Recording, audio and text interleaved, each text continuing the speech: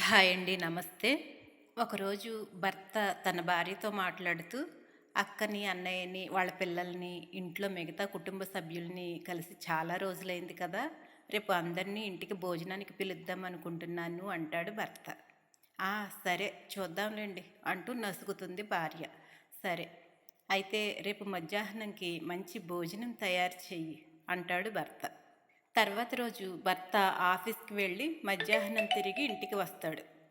ఇంకొక గంటలో అందరూ వచ్చేస్తారు. భోజనం రెడీ అయిందా? అంటాడు భర్త. లేదు, నేను ఇంకా వంటేమీ చేయలేదు. అయినా వాళ్ళు పరాయి వాళ్ళు ఏం కాదు కదా! ఇంట్లో వాళ్ళే కదా! స్పెషల్‌గా తయారు చేయాల్సిన అవసరం ఏముంది?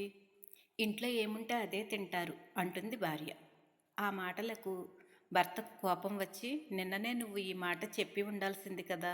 ఇంకొక గంటలో అందరూ ఇంటికి వచ్చేస్తారు. ఇప్పుడు నేనేం చెయ్యాలి? అంటాడు భర్త. అయితే వాళ్ళకి ఫోన్ చేసి ఇప్పుడు రావద్దని చెప్పేయండి.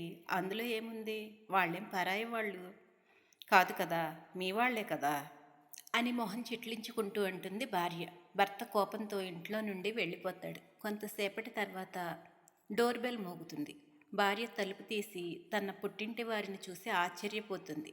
తన తండ్రి ఇంట్లోకి రాగానే నీ భర్త ఎక్కడున్నారమ్మా అని అడుగుతాడు.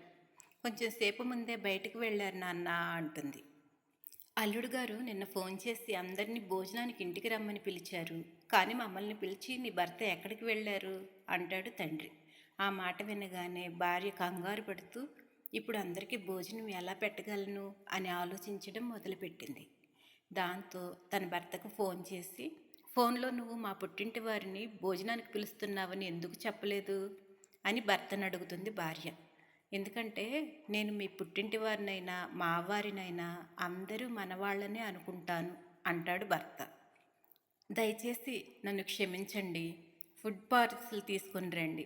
భోజనంలోకి స్పెషల్గా నేనేమి తయారు చేయలేదు. అందరికీ భోజనం ఎలా పెట్టను అంటుంది భార్య. నేను ఇంటి నుండి చాలా దూరంగా ఉన్నాను.